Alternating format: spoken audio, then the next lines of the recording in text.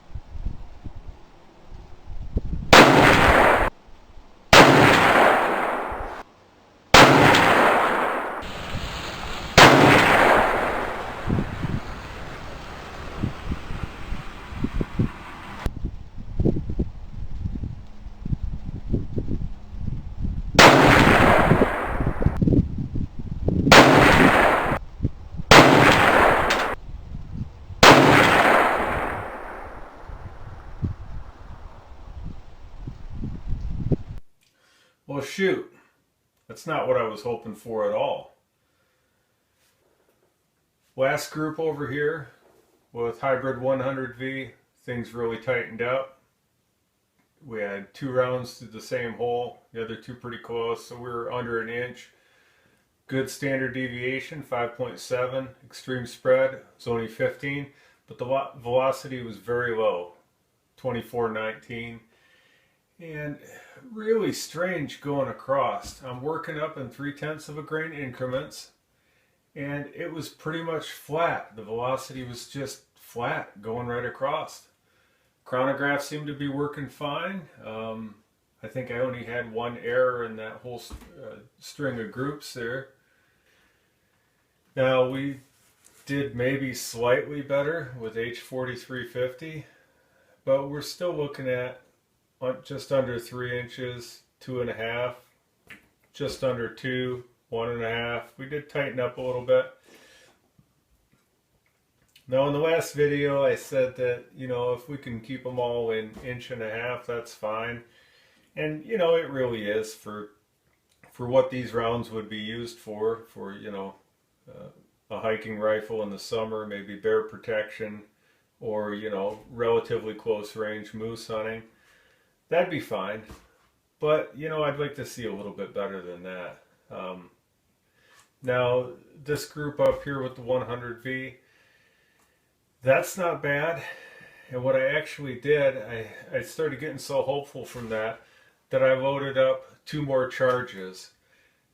I loaded 51.8 grains and 52.1 grains, 4 rounds each. And it opened back up, looked awful. It looked like these groups over here. So with the 100V, we just had a tiny little accuracy node, and the velocity was just very, very low. We did jump up. We had a big jump on those other two charges that I loaded, but the accuracy was just crap. So 100V in this rifle with the 200 grain partitions, not going to work. All done with that. H4350, a little bit better. A couple okay groups up here, but I really think we were getting pretty close to max charge. I mean, we could flirt with it and go a little bit further. Standard deviation here was only 8. That's pretty good. Extreme spread of 21 and average velocity of 25.58. This one was average velocity of 25.51 and only a 6.9 standard deviation. So we could go with either one of those for a moose load. It'd be fine. But I'm going to play around with that some more. I have a jug of Reloader 26, and Spear has load data for their 200 grain bullet with Reloader 26. I've been very leery of Spear's load data since my fiasco with the 6.5 Creedmoor, where Spear's data was so incredibly hot that it's amazing I didn't really get in trouble and, you know, blow a primer or worse.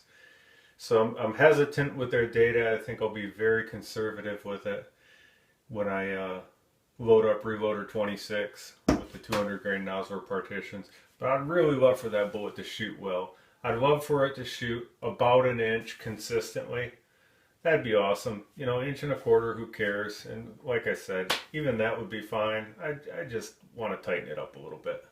So we'll see what happens with the 200 grainers and Reloader 26. Now my local store where I buy reloading components was all out of the 200 grain partitions.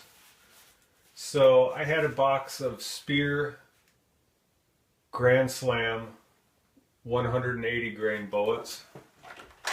Back to there right here, Spear Grand Slam.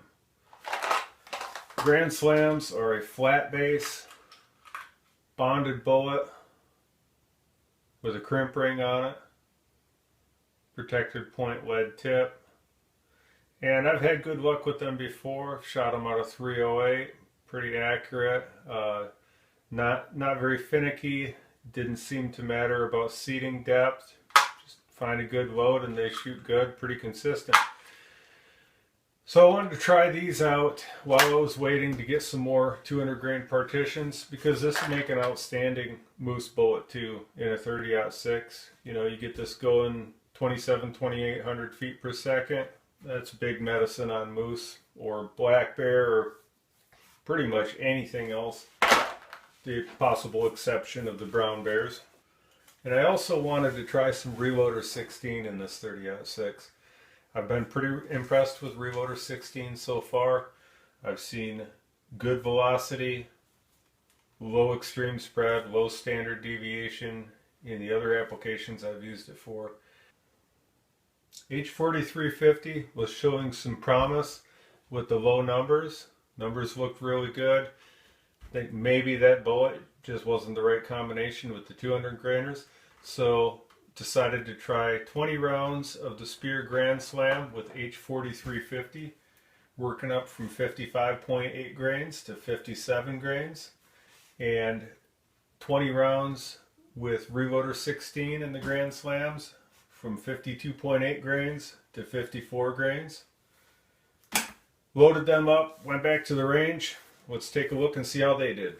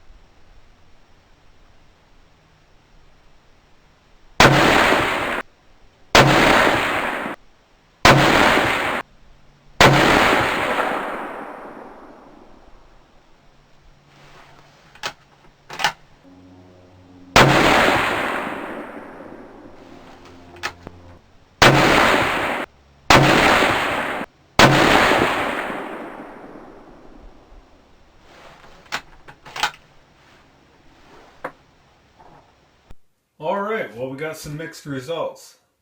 H4350 again failed to produce any really good groups, even with a different bullet. Did better than it did with the 200 grain partitions, but still pretty marginal. Inch and a half, inch and 3/4, inch and a half. Tightened up a bit here, 1.18 inches. I was pretty impressed with the numbers though. Standard deviation of only 2.6, extreme spread of 6, average velocity 2707. That's fantastic. Great numbers. I sure wish the group was a little tighter. Could play around with seating depth, but I don't know how far down the hole we're going to go with that. Still great numbers going forward. Standard deviation of 6.1, 6.7, 11. Velocity creeping up nicely. We had a pretty good jump right here. Went from 2712 to 2751. Climbing slower there, 2758, 2760, so almost flat on velocity.